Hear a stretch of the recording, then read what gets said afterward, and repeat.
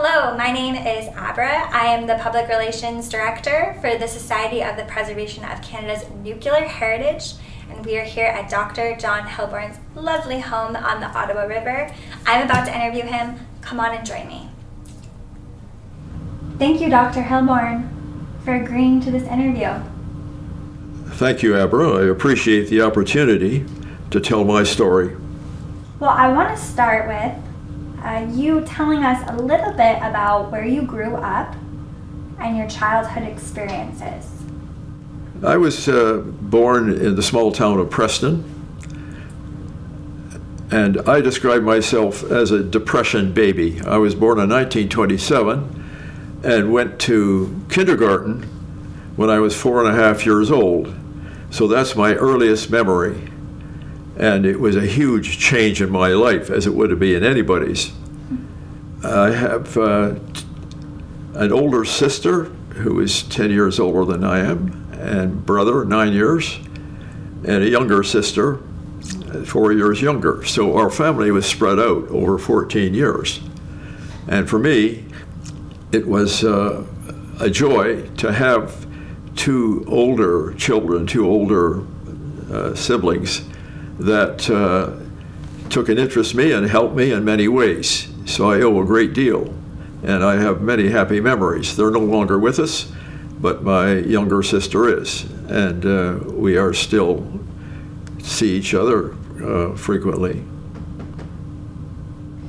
What did you do for fun in your 20s? I heard you went on a canoe adventure. Yes, that was an exciting adventure indeed. Made a long canoe trip with a partner, with a friend. I was in University of Toronto, Trinity College at the time, and we planned this in the winter of 47, planned it carefully, and we started from the Severn River, which is between Lake Couchiching and Georgian Bay. So we were delivered there by our parents, and we said goodbye, and we wouldn't be seeing them again for about 2 months. No cell phones in those days. 2 days later, we were able to, we got to Honey Harbor, and we were on our way to travel the full length of Georgian Bay. That was the most difficult part because it was June and there were lots of black flies. From there, it was up to Lake Nipissing, and then we went overland to Lake Temagami, and then up across the height of land to the Grassy River, and finally down the Matagami River to Moosonee. And that was, we arrived there, leaving in June. We arrived at the end of July. The train back, the Ontario Northland train, ran twice a week. And we just missed the train back, so we were able to camp in a caboose overnight and wait a couple of days until the next train out. Then how are we going to get back home? We didn't have any money left. We'd spent our remaining money on supplies on the way up. So we checked our canoe and heavy equipment back by rail. And then we decided we were going to ride the rails back, just the way they did in the Depression. So at around nighttime, when it was getting dark, we had our compass. We wanted to make sure we're going in the right direction. We got into a boxcar and rattled around, and then it stopped about a couple of hours later, and we realized that it was at a junction. So we got off, and with our compass, we found out which way the train was going. It was going south. And we got on another car, a gravel car. It was open. The boxcar was closed. And we finally got through Haileybury, New Liskeard, and my partner got off at Temagami, where he was met by his family. They have a property in Lake Temagami. So I got out on Highway 11 with my pack sack, my back, and now it's around noon, and hitchhiked back home. When I finally got down on Highway 11, and then from Toronto, it was from North Bay to Toronto, and then from Toronto, hitchhiked again to a crossroads, and then phoned my parents, and they came and picked me up. So it was a happy ending to a long journey. You had a decision to start studying physics. What drew you to studying physics? When I was in high school, Upper Canada College in Toronto, the principal of the school also taught math. And he's an outstanding person, and I greatly admired him. And he was a very strict disciplinarian, and he insisted on performance. He took us down to the university and introduced us to people around there. And it was clear that if we wanted to continue in that field, there was maths and physics. So I had no difficulty in making a decision to enter the first year of maths and physics at the University of Toronto. Mm-hmm. And then who became some of your nuclear inspirations during that time? At the university, there were outstanding professors. Mm-hmm. Incidentally, all the professors were men. There were no women that I can recall at all in the university, which is surprising now. And the best professor that I've ever had, either here or in grad school, was Leopold Infelt, and he was Polish, and he was a close associate. He worked at the Institute for Advanced Study, and he was a close associate of Albert Einstein. Wow. And we had small classes so that we had a very personal attachment. At that time, there were only about 20 in the third and fourth year that took this particular option. And I didn't realize that at the time how fortunate I was to have a man of his stature. And he wrote a book called Evolution of Physics. So that was an inspiration to me, both himself, the fact that he was my professor, and also the author of this book was a very fortunate occurrence in my life. And he wrote another book. He was very good in English language, but he had a very heavy accent. He had difficulty at the blackboard, but he certainly wrote extremely well. And he wrote another marvelous book called Whom the Gods Love, and it was about a famous mathematician named Galois. So that book was always a precious book for me too. And can you remember any days in those classrooms with him? Anything particular? Any interesting stories that happened in school? I was there from 50 to 54 at McGill, and the radiation laboratory had just been built, and they had a new cyclotron, which was a very powerful tool. And the director of that was, our professor was John Foster, and I admired him greatly. And he had a great sense of humor. And he made sure that coffee time was important, where we all exchanged views. And we had different projects, but we were able to exchange information. And it was a wonderful learning atmosphere, the radiation laboratory. He loved to paint. I mean, like paint the walls, paint the stairs, paint something. So he'd often get his paintbrush and go in there, we find him busy, painting something.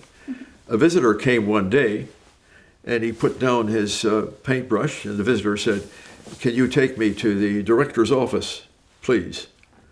See, so Professor Foster said, "Just follow me."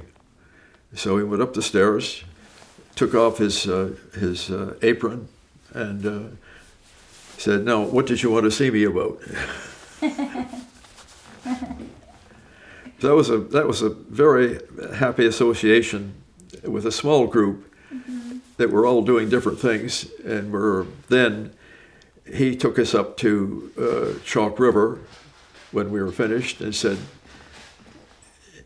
"This is the only place in Canada where you can practice nuclear physics." So that's how I got to Chalk River. And that was in 54. 54. Yeah. So just before that, in 1949, was really when you started your career in the nuclear industry at the El Dorado uranium mine. That's right. And that was in the Northwest Territories, right? I graduated in 49 from University of Toronto. Okay. And was looking for a job and picked up an ad in the Globe and Mail that said they needed a physicist to work in the Northwest Territories. Well, I wasn't really a physicist. I had an undergraduate degree, but I said, what the heck, may as well give it a try. So I answered the ad, and the person interviewing me was at the Canadian National Exhibition at an exhibit there for the El Dorado Mining Company. So he didn't quite know what the job was about, but he said, "Well, we have to be measuring radioactive ore up there." I said, "Well, I don't know, but I guess I can do that. I've had some laboratory experience, which is stretching it a bit." And I got hired, and that was I was on my way, within a week. Wow. On the train out to Edmonton, and then up by they had two DC-3 airplanes to service the mine. It was on Great Bear Lake. And that was the beginning of a very exciting year, learning all about uranium mining. And it turned out that my job was to assay the radioactive ore and the samples from the mill and the mine, and turn a report in every day. So when I got there, my predecessor was ready to leave. He'd been there for a whole year. And when you went there, you signed on for 300 days, 300 shifts, and then you could, they would pay your way out. If you didn't last the year, you paid your own way out. So it was an isolated place. Yeah. And we're just serviced by two airplanes, and they shipped ore out across the lake and up the Mackenzie River, finally across the country to Port Hope in Ontario. So it was quite a change from the academic atmosphere to be in a small group of miners. Only the senior staff had their wives and children there. But I learned the job only because I'd had some previous experience for working with a telephone company, and I took my tools with me. And fortunately, I was expected to service, repair, and maintain the equipment as well as carry out the measurements. So I was able to do that just because I'd been fortunate enough to had a couple of summers, working as a telephone installer when I was a teenager. Oh. And then from there, you went to Chalk River. In 54, yeah. In 54 with AECL. So how did you find out about AECL? Well, that was because Professor Foster had taken some of us up there when we were at McGill, some of us who were ready to graduate. and introduce us to people there, because that was the only place, unless you wanted to teach or do something else, but there was no other place that was doing nuclear research or nuclear physics or anything at that time. So it was brand new. And it was a wartime project. It started in 1944. So 54 was just 10 years after that. Yeah. So it wasn't really I didn't have much difficulty making the choice. I thought it was great. What a wonderful place to live. I couldn't get over it. I was really excited to move to this marvelous little town. And it was a good decision. No trouble at all. And for ACL, you worked on several reactors at the laboratories. Can you tell us more specifically about those reactors and what you did? Well, during under any of my academic training, we knew nothing about it. I mean, this was all very new. Mm-hmm. Our textbook was to learn about nuclear fission and nuclear reactors was mimeograph notes from Enrico Fermi, one of the greatest physicists. So we really started from scratch to learn. So we all learned our jobs. NRX had been operating, and they had had a serious accident. When I got there, they had just recovered from the accident, and they were up and running again. Okay. But so I worked in the operations department. That's the day-to-day operation of the reactor. I was assisting the senior physicists. There were two of us, and reporting to a senior person. So I would define myself as an operations physicist. This is day-to-day routine work of starting it up, shutting it down, changing fuel, and repairs, and anything that had to be approved and get radiation protection and safety. So those were the things that I learned on the job. Mm-hmm. And all my colleagues at that time were the same thing. We all learned, we were either from chemical engineering or from mechanical engineering, any of the disciplines, and we all learned all our jobs either in the actual startup and shutdown, fuel changing, but maintenance and repairs. So it was a very challenging time, particularly commissioning and startup. Yeah. It's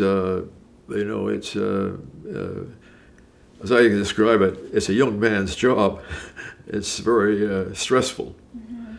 But we started up, went critical in November of '57. And I remember calling my dad on the telephone and saying, well, we finally made it. And he was following the progress because I was talking to him very often. He was interested. And so I said, well, we finally made it. At 6 a.m, we finally got the thing going, and now it's up and running. He said, hey, did you hear about Laika? Laika, what's that? That's a dog in a spacecraft that the Russians have just sent up. So we weren't on the front page of the paper at all. All right. Can you tell us what being in the room was like when it went critical? Well, that was certainly a memorable event. Every one of us that were there will never forget it. We were crowded together. There must have been, at least 25 or 30 people. Yeah. And I just got my head in the picture by standing on my tiptoes. But it turned out that my brother-in-law, my sister's husband, was at the control console. The console is where all the lights and switches and so on for starting it up. And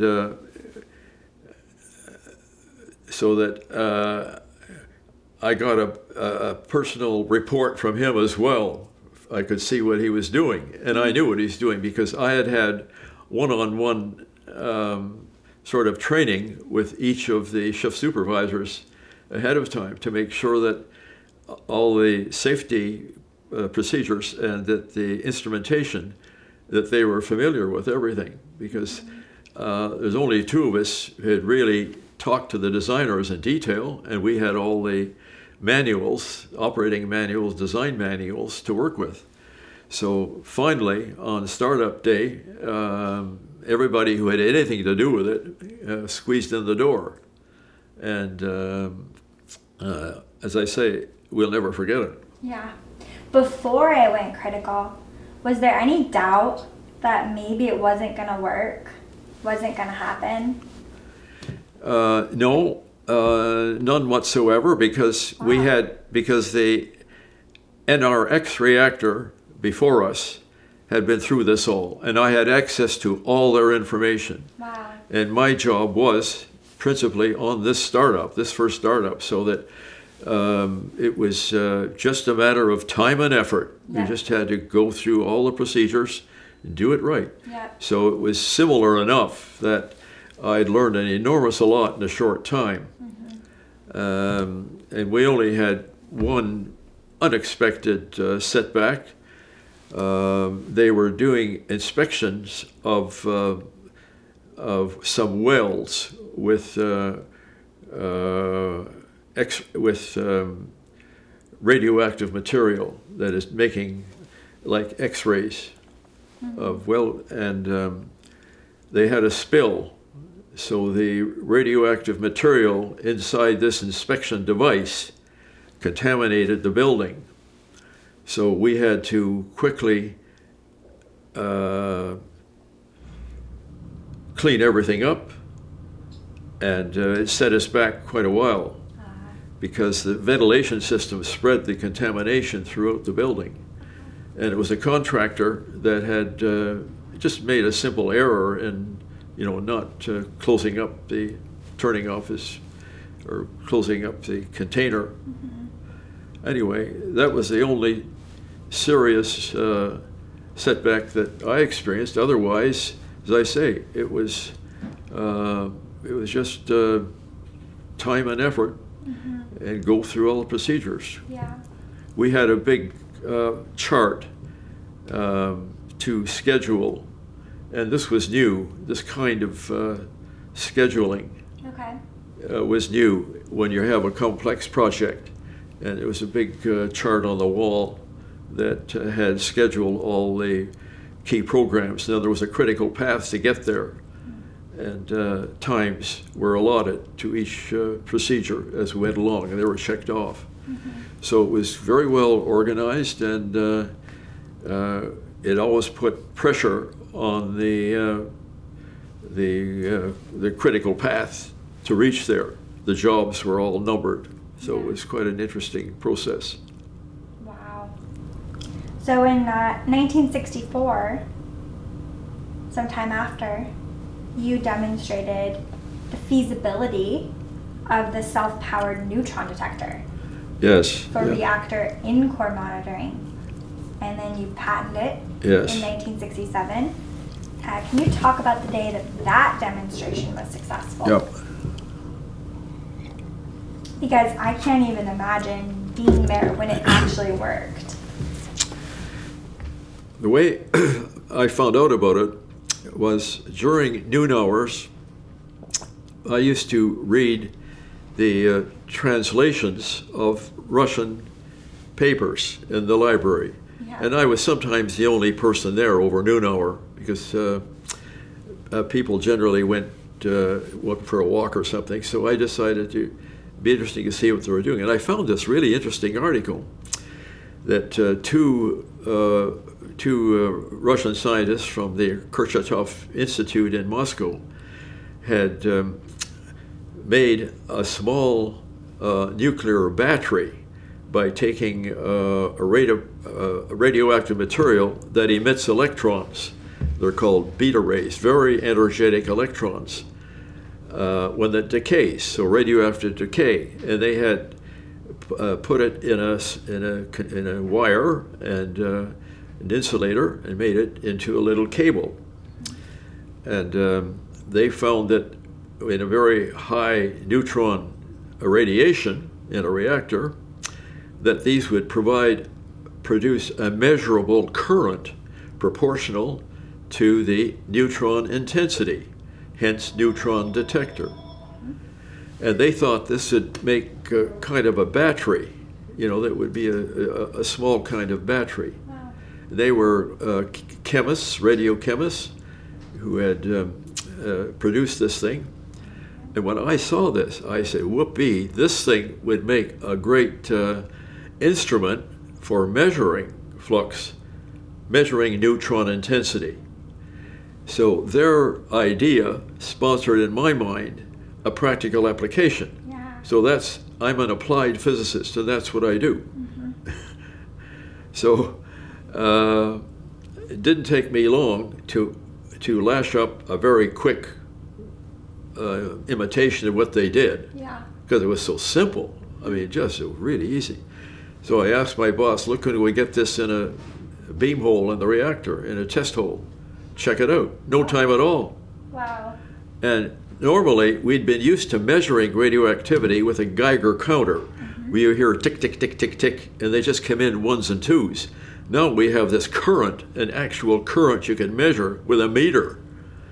So I could appreciate why, the neutron intensity was such a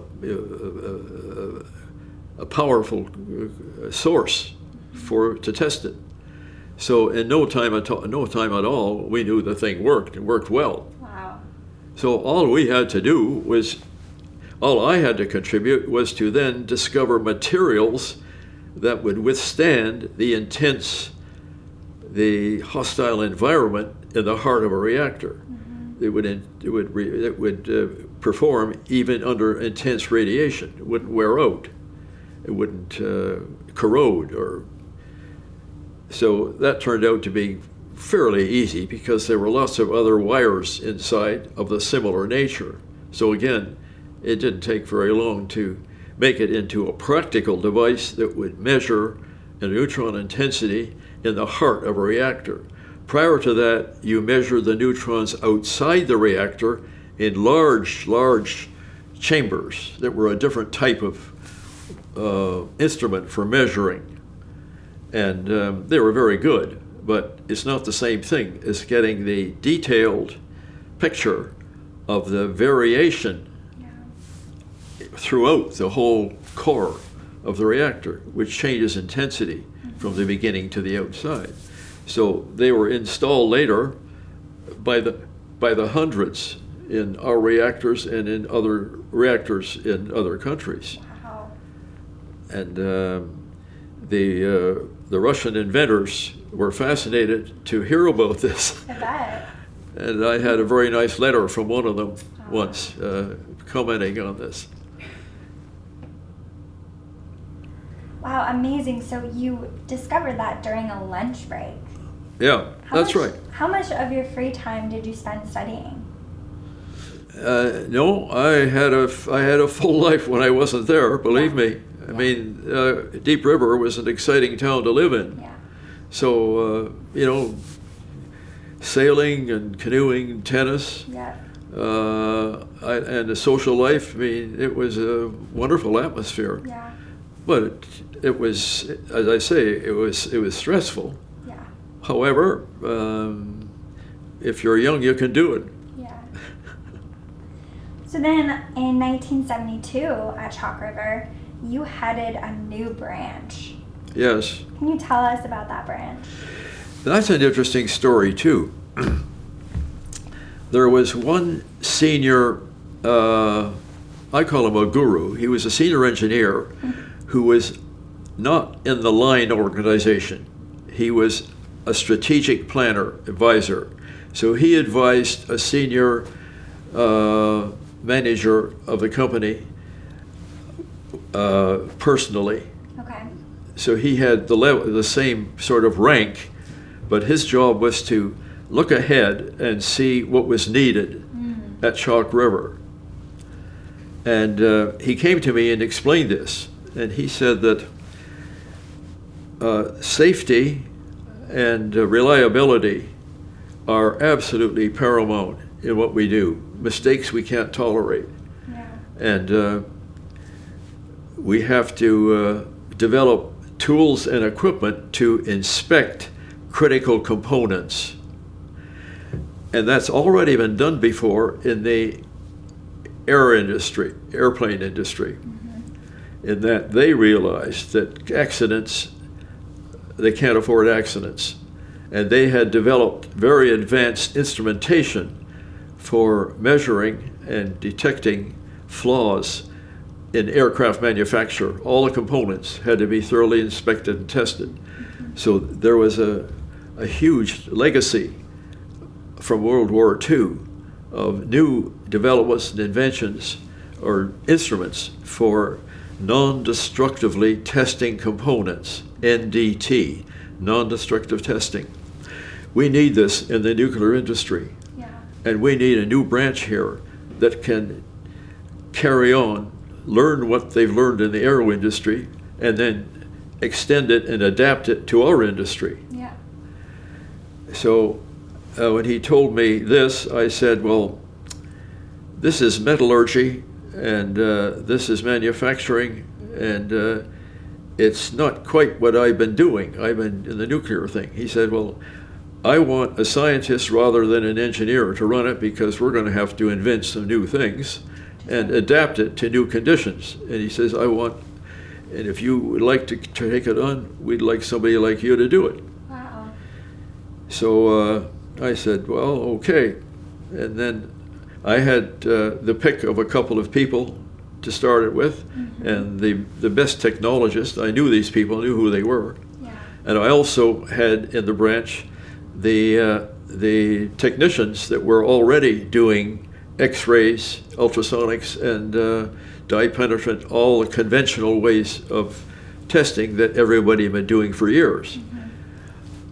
So I was able to find out very quickly how far they had progressed in the aero industry, and adapt and go to the companies that were manufacturing this equipment, and then adapt it to our needs. And my focus was very, very focused. Pressure tubes that contain the fuel, and the big steam generators, the big heat exchangers. These were two massive units. In NRU, we had 8 of these heat exchangers, and we didn't have pressure tubes in NRU, but the CANDU reactors had 400 or 500 of them. Now, when I heard that there are thousands of these in service, because there would be 10 CANDU reactors about that time, thousands of pressure tubes, any one of which could cause a catastrophic accident, I was terrified. Yeah. The statistics were terrible. How could they do this? Well, they said, you have to do it. The pressure tube is the only way we can make these heavy water reactors work, and we're committed to it. And we have some excellent ways of doing it. We want to make sure that they really are what they're supposed to do. So that's where we started, and it was so focused. Well, it took us 4 years to make the equipment that could do this in a very highly radioactive component in a zone. So it was a difficult job. So we developed the equipment, and we're ready for any emergency. It was a fantastic achievement to have been able to do it. So both these heat exchangers had thousands of little tubes, and the way they coped with it, and they still do, is they build in a surplus number, and when there's a failure, they block them off. But you have to find them. And the equipment we designed would find these quickly. A little detector, it would go right up the tube. It's a long, skinny tube, and we developed equipment which would do that. So it was a huge achievement to be able to now confidently say, yes, we can protect the pressure tubes for manufacturing inspection, pre-service inspection, and in-service inspection. And the same thing with the steam generator tubes. We can inspect them and find the failures. the first time that they reported in a CANDU reactor, one of the Pickering reactors, they reported for the first time a leaking pressure tube. Now that could be very serious because we had said they cannot leak. Yeah. And there were procedures for putting them in, and they didn't know where the leak was. So the first time we were called into an emergency with our little team of people. And in no time, we were able to find that particular one. And we found it wasn't in the tube itself, it was it wasn't where the fuel was inside the reactor, it's where the pressure tube came out of the reactor and the cooling water went somewhere else. So the pressure tube takes cooling water and in the tubes, they're about 4 inches in diameter. Mm-hmm. And we discovered that at the joint where it went through a big shield and it was pressed mechanically into the shield with a huge machine that expanded the pressure tube so that it was very tight inside this massive end shield, huge thing. So there are 450 of these looking at us. How do we find them? So we put our little tool in there and were able to find it very quickly. So then there were meetings. What are we going to do? Who do we tell? How are we going to, what's happened here? Yeah. Well, first thing is, are there any more? Okay, guys, overtime, let's move it. Yeah. So we trained a team in Toronto to do this at the Ontario Hydro. They had a research laboratory. Wow. So we trained a team of people. So around the clock, out of the 400, we found 13. Whoa. Bad news. Do we have to shut down all the reactors and look or not? What do we do? Those meetings were pretty tense, I'll tell you. Whoa. Nope, you have to shut it down. They have to be replaced. Are we going to find any more? So then we trained more people, and then we inspected everything else, and we only found 13, and we didn't even bother doing any other because we knew what the problem was, why why the leak had occurred, that the specifications weren't quite tight enough, not quite right. So it was partially design and partially operating. But once we understood it, knew it, then fix it, and no problem, never since. So we can't stand any kind of failure in a pressure tube. That's it. Yeah. And the whole program depends on these the safety and reliability of the pressure tubes. So it turned out to be my guru who proposed the program 4 years earlier. Yeah. If we had had to start then, trouble. We would have had it shut down for a long time. We wouldn't know what to do because it's like when one airplane has a problem, they shut down the whole fleet until it's fixed. Yeah. And I was very aware of the statistics were just too impossible. Wow, the laboratories was so lucky to have you there. Well, to have that group of people. Yeah. I mean, I didn't know how to do this, but these were trained people now. This is hands-on, operating equipment in a very highly radioactive zone. Yeah. So. And I bet the Pickering team was really surprised. Oh yeah. You guys came in there and found 13. Yeah. And then they've developed them, and there's factories are making these little devices now, and one of them was here in Deep River for a while. Yeah. So I was able to see the development of these tools and equipment from day one, and that was a pretty exciting. You truly are a nuclear thing pioneer. To do, yeah. and so then the RMC, the Royal Military College, they actually gave you an honorary degree shortly after that period. How would you describe your relationship with the Royal Military College? Well, that goes back to the days when the SLOWPOKE reactor was installed at RMC. So I participated in the, not in the startup itself, but in the programs later with colleagues at RMC, professors there that had grad students. And I was able to work with them and propose some programs, and also volunteer as an external examiner for thesis examinations. And it was something that I really enjoyed doing. So I always made a number of trips to Kingston. And also, in a way, it was a tribute to my brother, because he went to RMC. He was an RMC grad and went overseas for 5 years. And I admired him greatly. He was my role model. Yeah, he's your hero. So I was able to tell him what I was doing there, and he was pleased that I was able to contribute to the work they're doing. And then this presentation was recognizing the contribution over the years, and I was delighted that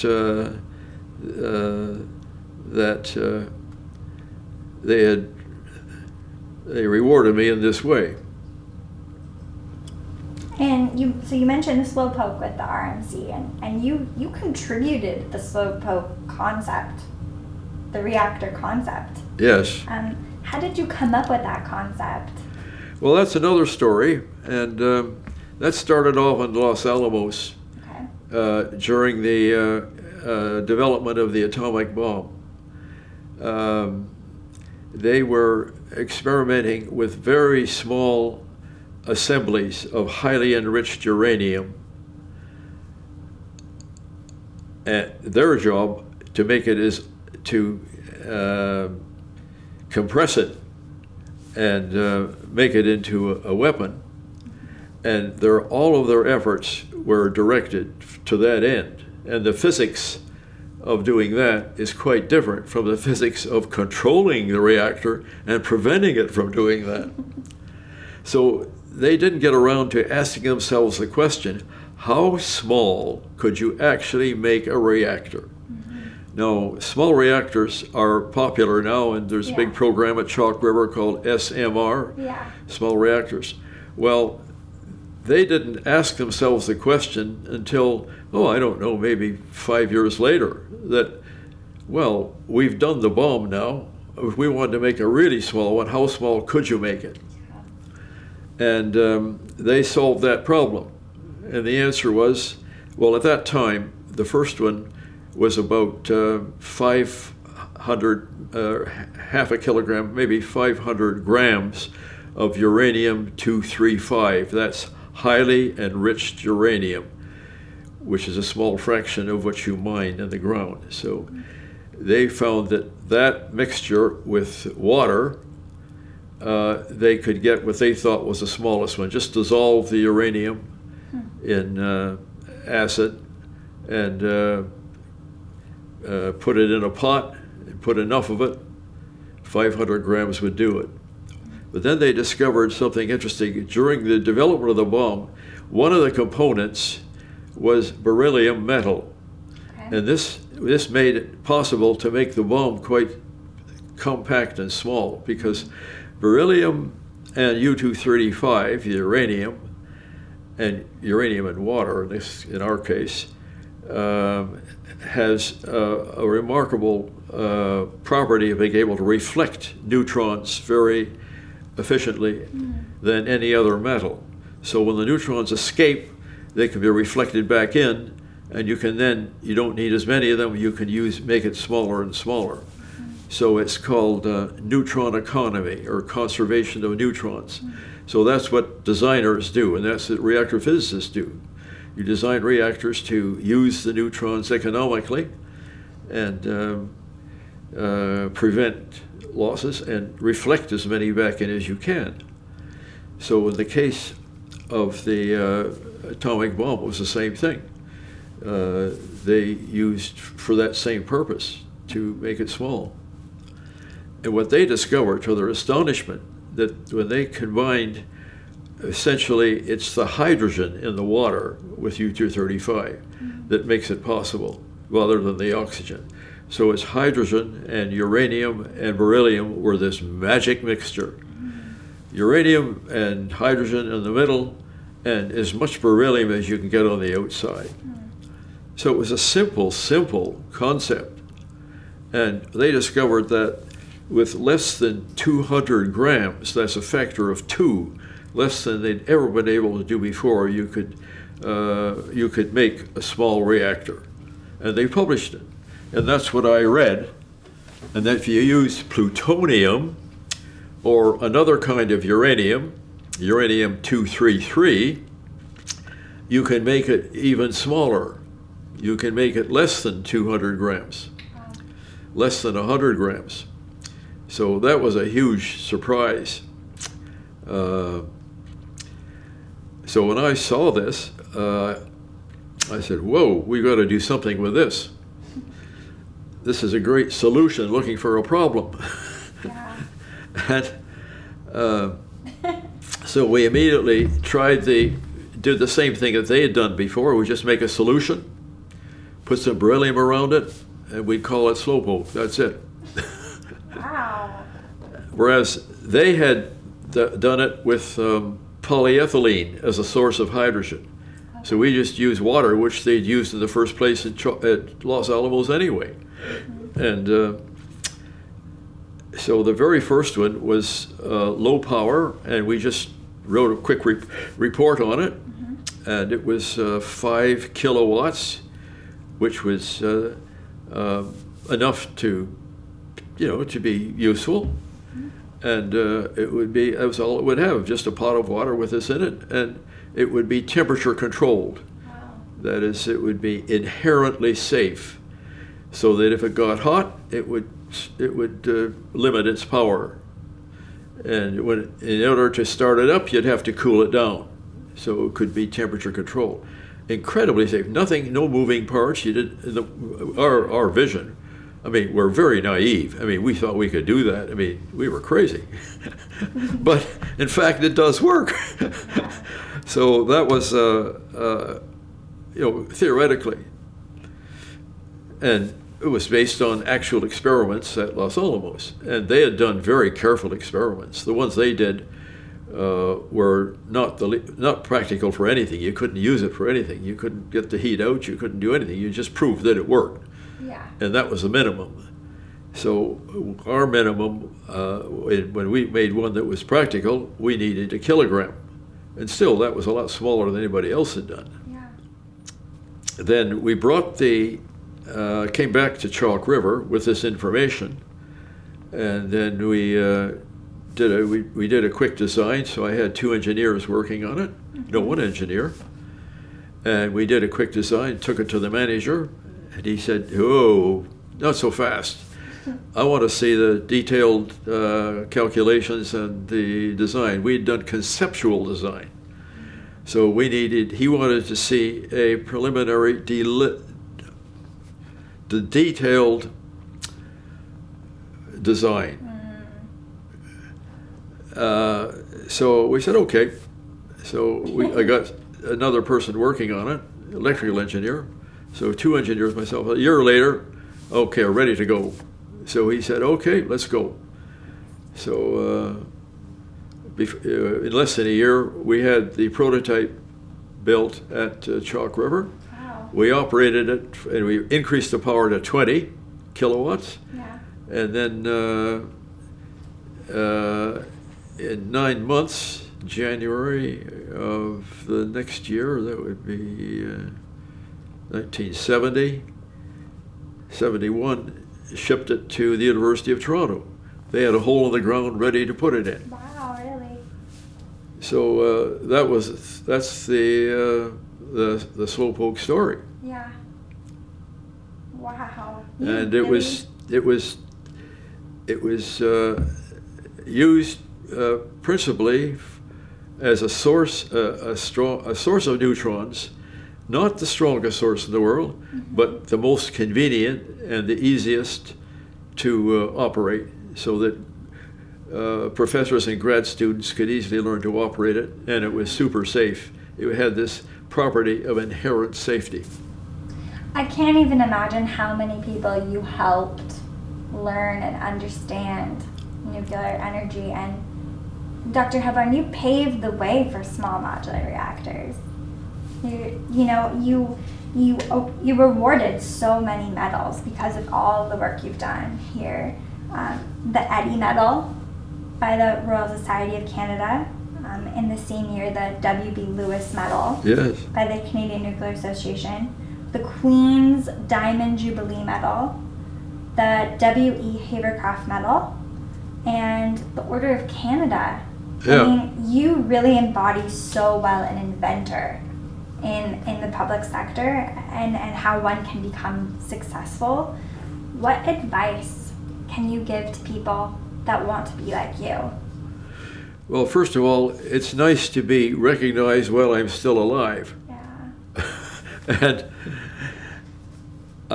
research in general is a high-risk profession. Yeah. You win some, you lose some, and you have to get used to that. And the thing is to know when to quit and say, look, this isn't going to work. Yeah. And the other thing is to know when to know not to quit. Look, I got to try harder. There's got to be a way. Yeah. So these are always the conflicting things that are going on in my mind if I'm working on a problem. At some point, you have to say it's going to cost too much, take too much time, I can't think of anybody who can help me, or, look, I'm almost there, I've got to push it over now, just try a little harder. Yeah. So that is the sort of dilemma that people in my profession, and there are two broad categories. There's fundamental research. Mm-hmm. Where do we come from? Why are we here? And what's the universe? I mean, the big picture. Fundamental science is a very high risk. There are only a few Nobel Prizes. Yeah. And these people are devoting their lives to this, and they never know. Some of them can spend their whole lives, and it doesn't work. Yeah. Whereas applied physics, at least if with a combination of a little bit of practical experience and knowledge and help from a lot of people, you can solve a lot of problems, and the risk is a lot less. But I'll tell you, it's not zero. I think my batting average isn't better than anybody else's, really. But I've had really good people to work with here, particularly. And I like the small team of maybe 3 or 4 people, and it's just a joy. It has to be fun. Yeah. You have to like it. Yeah. And your brain never stops. I mean, I'm always thinking about something. Yeah. So that's the kind of thing it is. So I say, give it a whirl, try it, and see if you can do it. But the most fortunate thing when I got started was that the big change was the experience at El Dorado Mines up in Great Bear Lake, when I experienced measuring radioactivity. I mean, this really was a huge. It got me started. I wanted to go to grad school and learn about it, because I could have been a teacher or something else. But after undergraduate, I wanted to get out and do something. Well, boy, I struck it right. I did the right thing. Yeah. And completely different, mining people, miners, geologists, and then all the miners themselves. I mean, that's something else. Yeah. They lived in bunkhouses, and they were there for 300 shifts. And a bunch of them would take off every year and go curling. They'd form a group. They say, "We've had it. Goodbye." They bought themselves out. We don't care. They made a whole lot of money. So the miners themselves are interesting people. Yeah. I mean, it's a pretty high risk job. Definitely. Because I can tell you one story there. When when I finished high school, I wanted to decide, I really wanted to be an engineer. My dad was an engineer. Yeah. I thought I'd like to be an engineer. And then I discovered that first year engineering, you had to study drafting and surveying. Drafting, oh God, I had it in the last year of high school. There's no way, of grade school. We took drafting at grade 8. And I could hardly write. I left-handed. It's a great handicap, being left-handed. And I couldn't, drafting was just something I could not do. I wasn't going to do. The surveying, maybe. And the campus had been surveyed so many times. In September, they're all over the campus surveying it. The first-year engineers are. I said, well, I don't mind. I could do that. But drafting, no way. So then I said, maths and physics is for me. So that's why I didn't go into engineering. But engineering physics, I could probably have done if it hadn't been for the drafting. I've never regretted it. I've never regretted I did the right thing. Yeah. So did you ever get any experience surveying? One of the jobs is to survey the work done on each shift. They blast out rock, and they make progress, and they drive a mine shaft, horizontal or vertical. And surveying is important. They have to know where they are underground relative to the above ground. So there's usually one or two people who do this because the men get paid by how much rock they break. And on one occasion, they were short-staffed, and they said I was the only person around that they thought could handle this. So we want you to dress up and go underground with us and be the surveyor's helper because so-and-so was away. So what I found myself doing was getting fully dressed with my little headlight and going down on the big cage with a bundle of equipment, and I had the short course in how to be a surveyor's helper. And this was my first job after graduation. And the reason that I didn't become an engineer was so that I could escape surveying. And here I am doing surveying in my very first job. Great, you have so much experience Yeah. in the field too. Can you talk about what was the most important decision in your career that you ever had to make?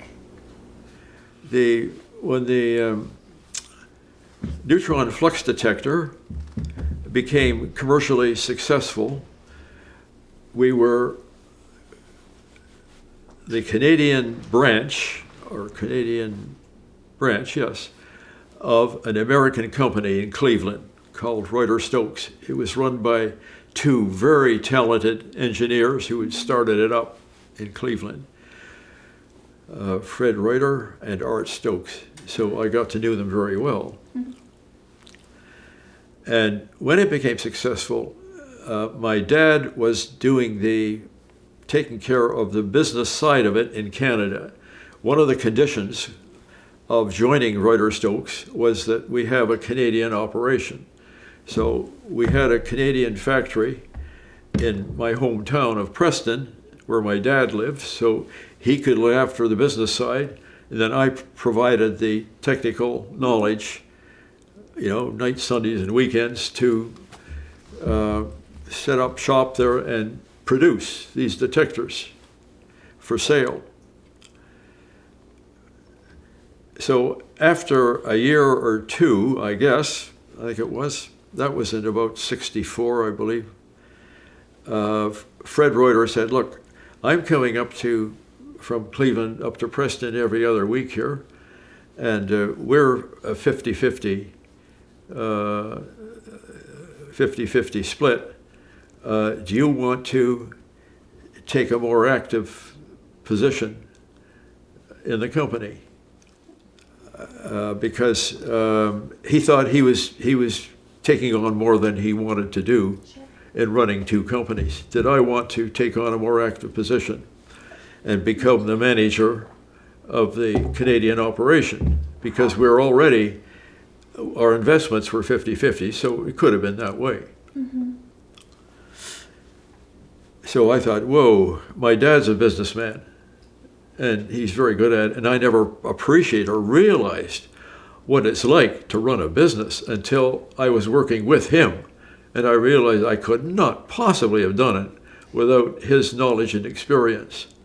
How the heck can I ever change from being a scientist to a businessman? Now, Fred Reuter did it, but he was an engineer.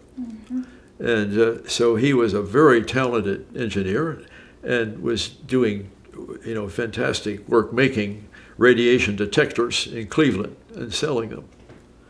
And his partner was equally qualified. So I was going to have to switch really to a different sort of life entirely to go into business. So I thought about it, and I thought of the responsibility for one thing, but I thought I don't think I could do as good a job as our manager in Preston was my former technologist at Chalk River that had done all the work on the development of it at Chalk River. So he had quit that job and taken the job as the Canadian manager. So I went to Fred and I said, look, why don't you take Wayne Jocelyn here, take him down to Cleveland, give him a crash course in business, how to do this, what he needs to know, because he was absolutely outstanding. Wayne Jocelyn should have been an engineer, but he was a technologist. He should have been, he was so good. I had the best. Yeah. And he was just great. Because he left his job at Chalk River to join us. So, and he was running the Preston thing, and he just loved my dad. They got on so well. He just had the utmost respect for him. And I liked that, he just treated him so well. Yeah. So I went back to Fred and I said, look, Wayne can handle this. He can do it better than I can. I don't think I want to do this. I can't do it. So that was my decision. And that was a difficult decision because I felt, in a way, a bit responsible since I'd started the whole thing going. And my dad then pitched in. But with my dad and with his business experience and Wayne living there, he'd moved there, he lived there. He lived in Galt. We had moved the premises. We had a factory in Preston, then the company grew, and then built another bigger factory in Galt. And it's still going. Wow. And it was, one time it was owned by, after Fred Reuter and Art Stokes bowed out, it was sold to big GE, General Electric, California. So we were a minute Canadian operation of this huge big GE in Cleveland. And essentially their instrumentation was from California.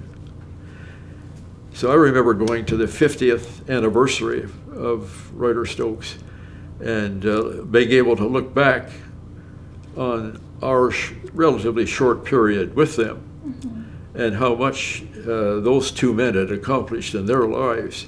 And I had so much respect for those two. Yeah. And sadly, Fred Reuter, he made it he was getting ill, he was sick, and he made it to the 50th anniversary, made a splendid speech on our behalf, the Canadian operation. Yeah. And then he died a couple of weeks later. Huh. So, my technologist took over and did a superb job. Yeah. He traveled, he sold, and he just rose to the position. So that was a great joy to me and a relief that I had really done the right thing. Yeah. He done it way better than I could have. He did it way better than I could have. Dr. Hilborn, you're clearly very successful, but can you speak to some of the struggles you encountered along the way? Well, there's certainly a relatively recent event that troubled me greatly. in 2010, the NRU reactor recovered from a serious leak. It cost millions of dollars to repair, and it took NRU out of service for over a year. And shortly after that, they decided that the future, the government decided that NRU would be shut down in 2018. So I questioned that seriously, and I went to the papers and got people to support it, and I was able to put up a good, strong case, which turned out to be unsuccessful. So then I worked back to try and find out why this happened, because the repair was good, and they were prepared to, apparently they'd allow it to run for another 8 years, or about 7 years by that time, to 2018, even though it could have been licensed for at least another 3. So I was puzzled to how they picked this and why they did it that way. Because if the repair was so good, why didn't they keep running it and keep producing isotopes? And I found that there are periodic standing committee meetings of the MPs of the government, and Natural Resources at one of these meetings was advised by the Deputy Minister of Natural Resources with respect to the future of NRU. They wanted to know, because it was cost them about between $100 and $200 million a year to operate it. And they'd had this serious leak, which had been repaired at great expense. So they were concerned about the future. But they had enough confidence, apparently, to run it for 8 more years. And I looked up the Hansard report of the Standing Committee meeting, and a deputy minister named Serge Dupont, I found his name, gave them, the MP, a great story on that it was time to retire NRU, that it had this serious setback, and that the repair was good, and it should be good for 8 years, so we would at least keep producing isotopes for another 8 years, but then they should, it's time to shut it down, retire it. It will have operated by then 60 years. 60 is a nice round number, so let's shut it down. And so I objected and said, I went up and down the valley knocking on doors to the municipal governments, and I got every mayor between here and Ottawa to say, don't shut it down, keep it running. And took an ad in the paper, and took very actively lobbied against this happening. But come 2016, I guess it was, or 2018. Anyway, they just, I'm not sure now. Anyway, it was unsuccessful. They decided to, and they did shut it down in 2018. They had a celebration. They invited me to it. I refused to go to it. Many of my colleagues went. I said, no way I'm going to go to the wake of NRU, since I had grown up with it, startup and so on. And they were the major producer of medical isotopes in the world. Yeah. It was a huge producer. So that was my case, is that, look, unless you're really sure, why do this? And the person who made that decision did not have the knowledge, background, or competence to do it. And yet he made a very persuasive speech at the Standing Committee meeting to do this. So I found out. So I was able to find out who it was. So with the help of a candidate for election in the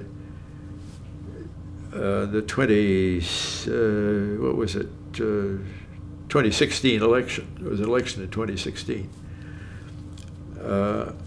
I was able to get a meeting with this man.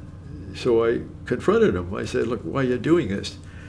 So he said, it's too late now, don't worry about it. It's done, finished, and everybody agrees on it. So he didn't actually try to, convince me or to change anything. He just said that, well, it's too bad in a way, but it's had 60 good years, and we don't know how long it's going to last. So it was time to shut it down. So I didn't have that. I wasn't able to really say much. So I said, well, maybe you could help us. I mean, you started this up with that, with testifying before their committee. And he said, well, I've already got a job here. He's in the lobbying business. That's what he does. He lobbies. And you have to have a license to lobby. Government, you have to register with them to do that. He said, well, in my present position, I really can't do that. Thank you. Goodbye. So that was my defeat. It wasn't for lack of trying. Yeah. I appreciate you sharing the struggles along with the successes. And if you could start all over again right now, what would you do differently? Yeah, well, I can tell you, I would study to be an evolutionary biologist. Yeah? And the greatest scientist that humanity has ever seen is Charles Darwin. If there's anybody that made a greater contribution to the science of humanity, where we came from, he opened the door. Yeah. And then the second biggest invention or discovery was DNA. And I'm convinced that within our grandchildren's time that life will be created in the test tube. Yeah.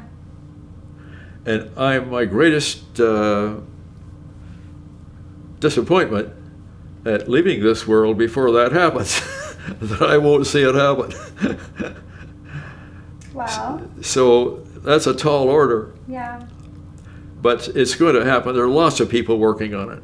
Yeah. And that's a huge challenge. Where did we come from? Yeah.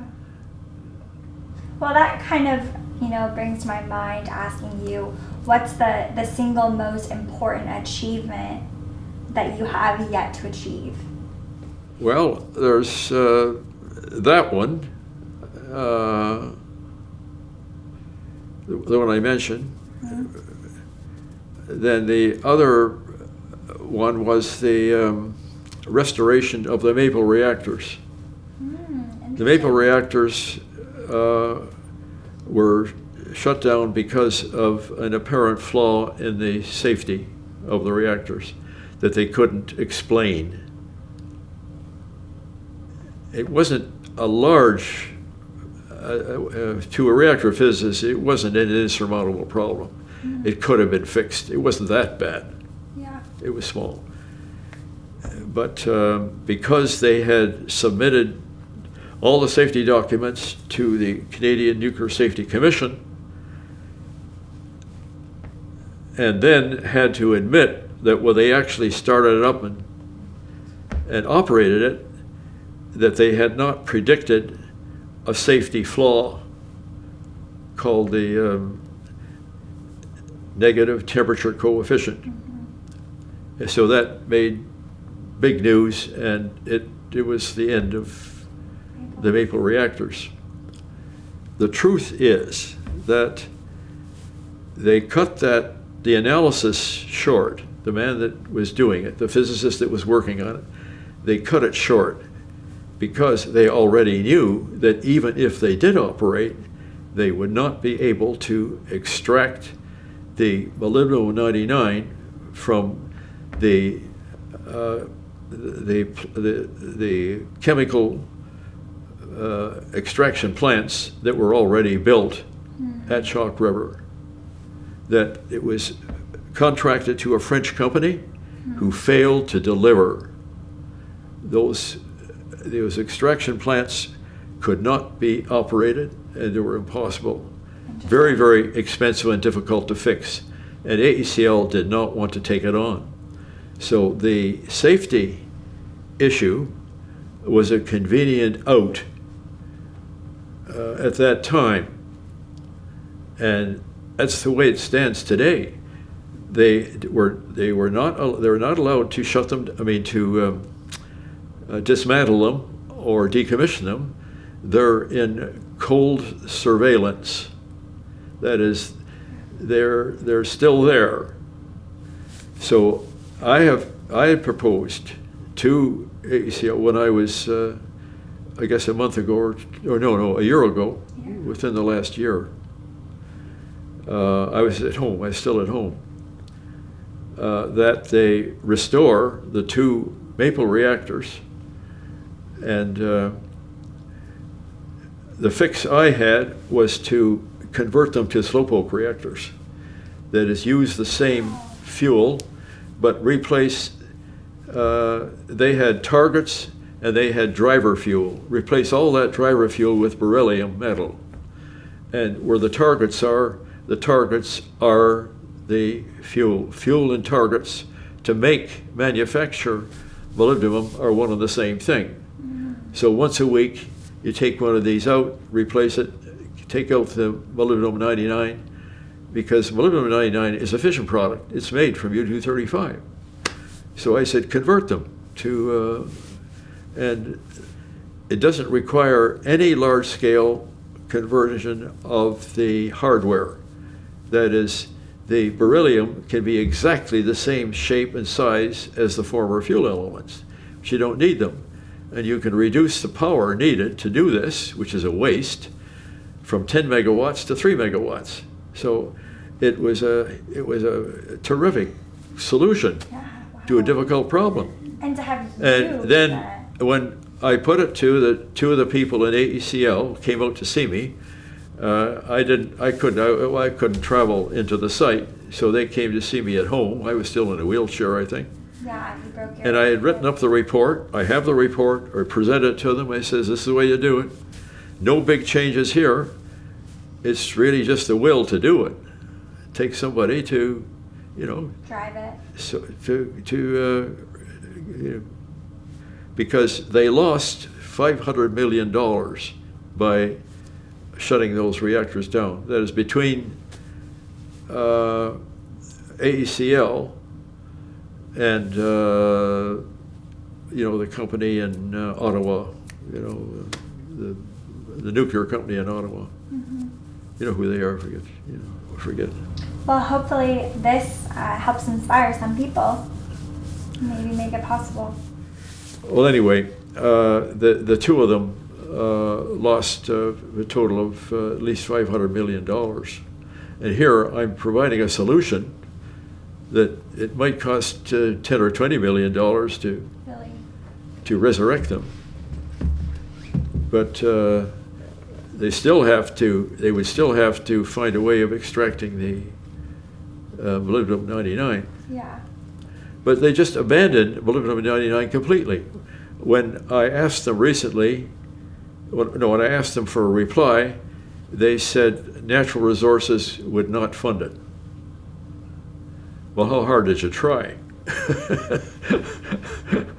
They didn't even say natural resources. They just said funding was not available. I don't know who made the decision. I still don't know.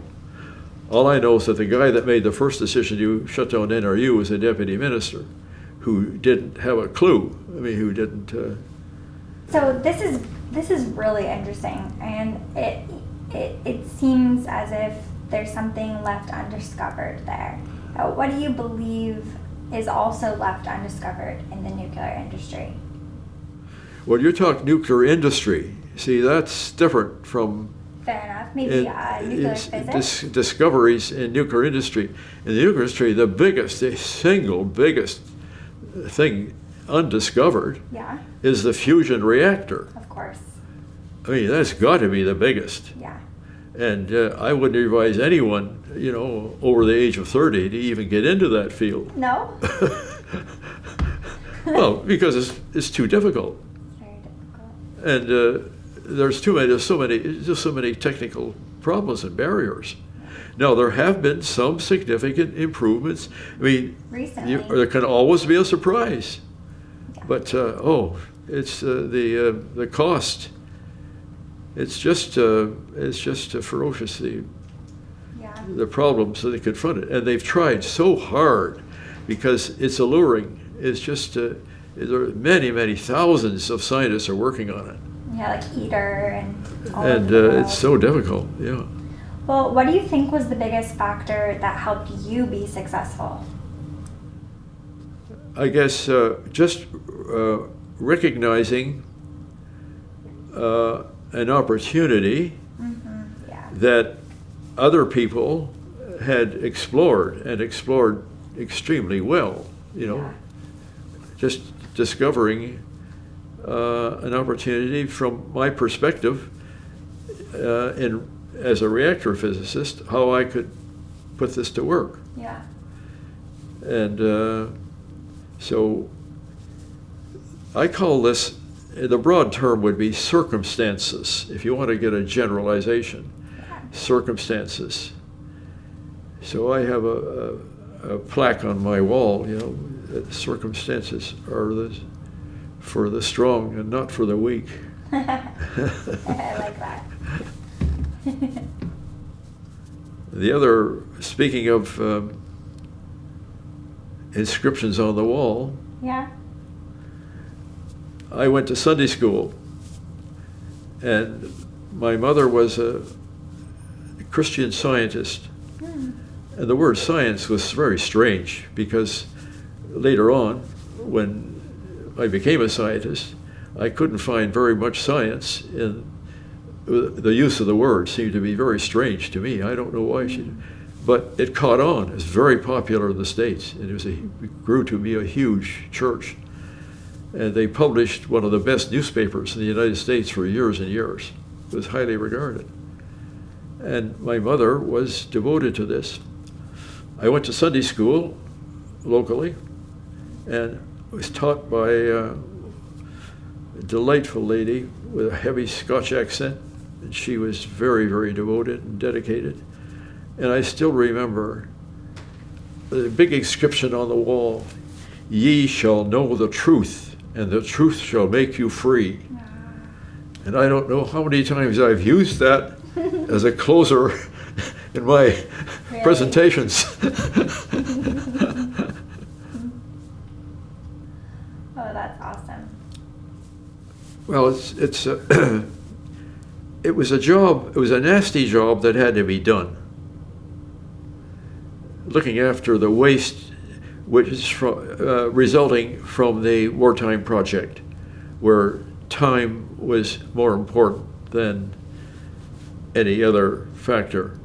1944, they wanted to be able to deliver uranium. And we had a going mine, so that in solving the problem, they seem to have abandoned their primary mission from the early days, which was nuclear research.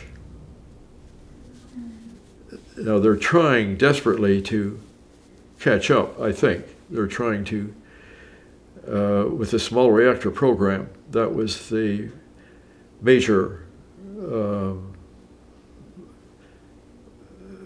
route to supporting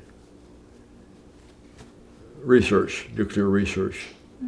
And it's very popular. Lots of people are doing it. Yeah, they're excited. But so far, the only really successful small reactors are in fleets of nuclear submarines. Yeah. And it's the fact that it's a fleet means they can afford the infrastructure, Yeah. the training, and the maintenance, and everything that goes with it. Yeah.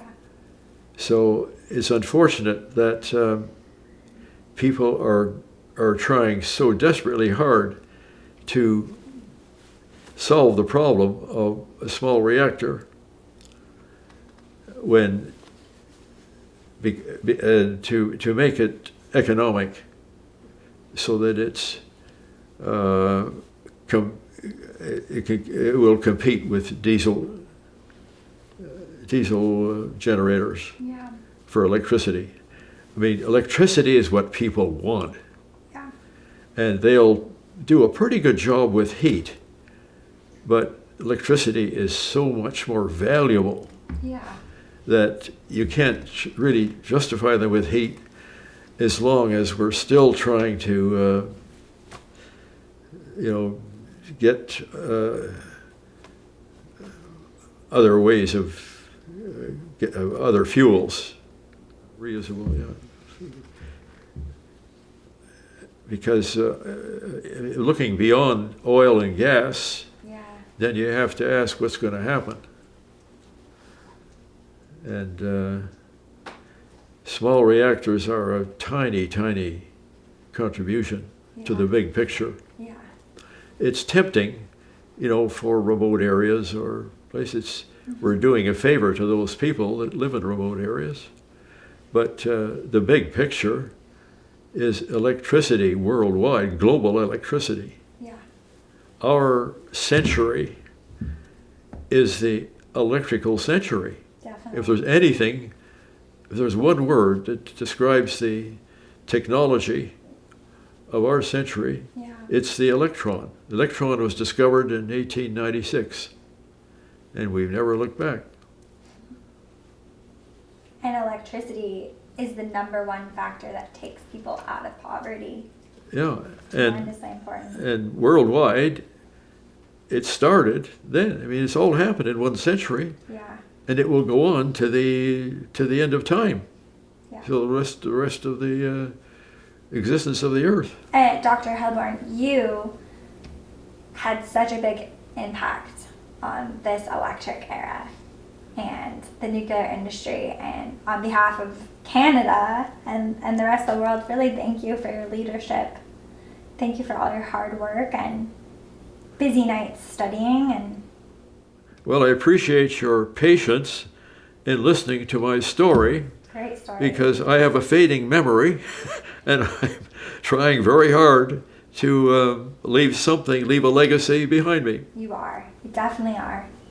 I have one more question for you. I'm here with the Nuclear Museum in Deep River. What potential do you see for the museum?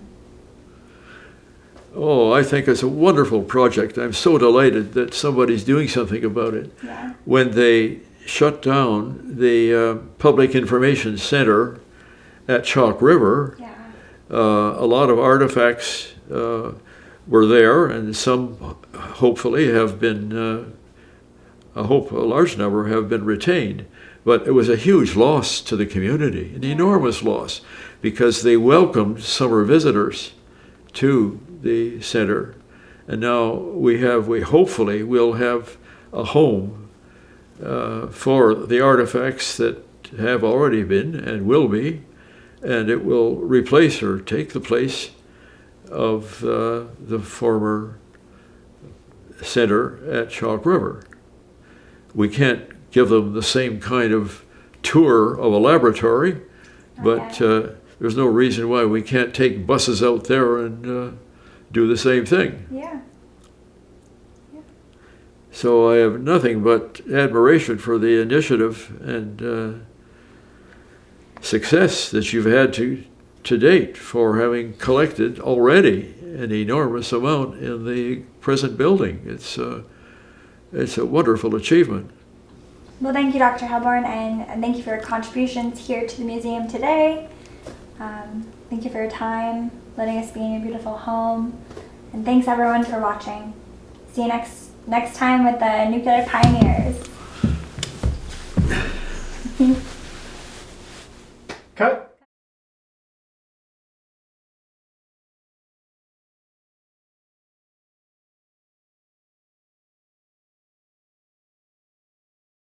This is a device which is an example of inherent safety.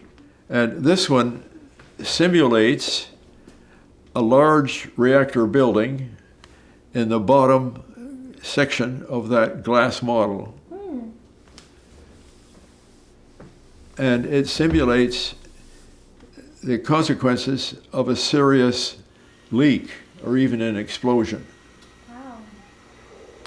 of the pressurized component, either a heat exchanger or a pressure tube.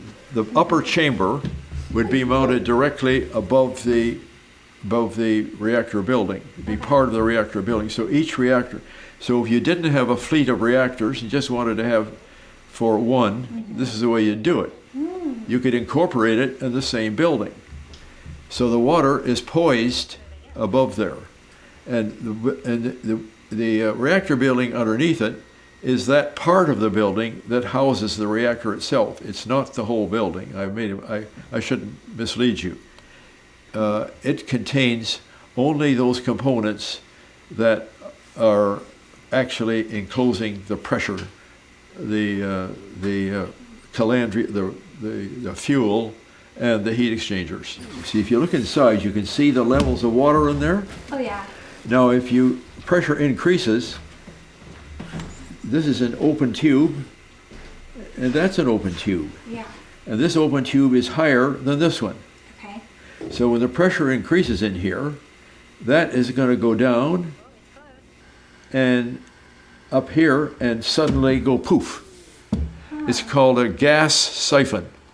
So in real life, then the operators in the room outside here would drain this as soon as the emergency was over. You know, as soon as the pressure's down. That's all you want to do is to hit the pressure peak very fast. Did you design that? Yeah. Oh. Yeah, I took it to the glassblower, and he did a bang-up job. Wow. When we put this thing together, we weren't sure if you could do that. Yeah. Oh, yeah. But it worked, first time. It's amazing.